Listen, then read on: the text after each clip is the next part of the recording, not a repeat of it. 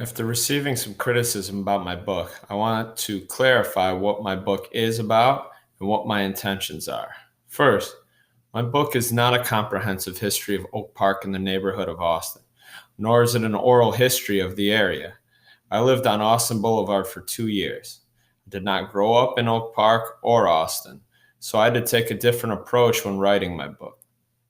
I grew up in the predominantly white suburb of Mount Prospect, Illinois. When I moved onto Austin Boulevard, I was shocked by the divide that exists between Oak Park and Austin. I wanted to give my perspective, a white male from the suburbs, but more importantly, I wanted to address how we became such a divided society and how we can become a less divided one. The only way, I believe, to do this is by taking a look at the racial history of Chicago and the United States. We should understand through our history that racial dividing lines like Austin Boulevard don't happen arbitrarily. They are a direct result of our racial past. One may wonder why I spend a whole chapter on slavery.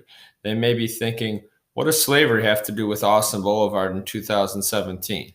My answer is this: slavery has a lot to do with the current racial divide that still prevails in our country. Slavery developed out of a capitalistic system that did and continues to put profit over people. To justify this system, God-fearing Christians, Christian slave owners, and their accomplices needed to dehumanize black people. So we said that we were doing slaves a favor by enslaving them because they could not handle freedom. They were not smart enough, independent enough, and too lazy to be free. This narrative is still used today to justify all kinds of laws and policies.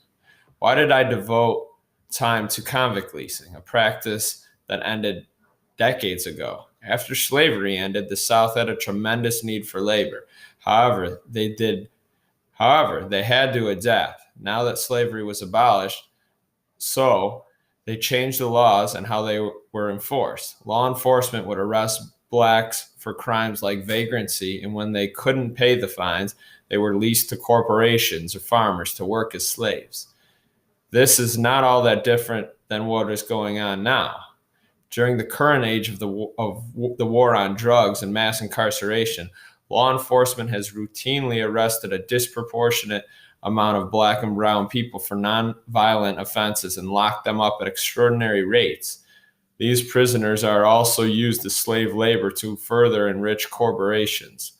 We also have a for-profit private prison industry that relies on filling its beds with people. We should look at convict leasing and mass incarceration as interconnected. They are both forms of racial control and capitalism gone awry. Some may wonder why I talk about lynching and how that relates to racism in 2017. The lynching of black people did not only manifest out of anger and hate, but it was used to keep black people in their place and white people in power. Lynchings were condoned by whole communities and either tolerated or encouraged by law enforcement. When a black body is left to rot in the street for hours, like Michael Brown's body was, we cannot ignore the fact that lynch mobs and the police would publicly mutilate and kill African Americans and leave their dead bodies out as a warning to other blacks. We have to acknowledge the connections between the fact that there was almost never any accountability for the terrorism of lynch mobs, as there is rarely any accountability for police killings. Lastly, one may wonder why I decided to write a chapter on the civil rights era, when considering that many people are aware of Martin Luther King and Malcolm X. The civil rights era should remind us that change has always come from the people, even when up against incredible odds. We all know about Martin Luther King, but we forget about the regular people that propelled these movements forward. We ignore how impossible it must have seemed during these times that change would ever occur. We should recall that MLK was not the beloved man he is remembered as today. We should not ignore the fact that King's movement was met with much hostility, just as slogans like All Lives Matter try to diminish the importance and necessity of a Black Lives Matter movement. My hope is that after reading my book, people will understand that slavery has evolved into different forms of racial and social control. We need not to look at slavery and convict leasing and lynching as isolated events that happened a long time ago, but we should notice the similarities and connection to what is happening today. The Great Migration, which led to the segregation in northern cities like Chicago, would have never happened if Black people were not escaping the terror of the Jim Crow South. If we have any hope of becoming a less divided city and country, we need not to forget what got us here in the first place.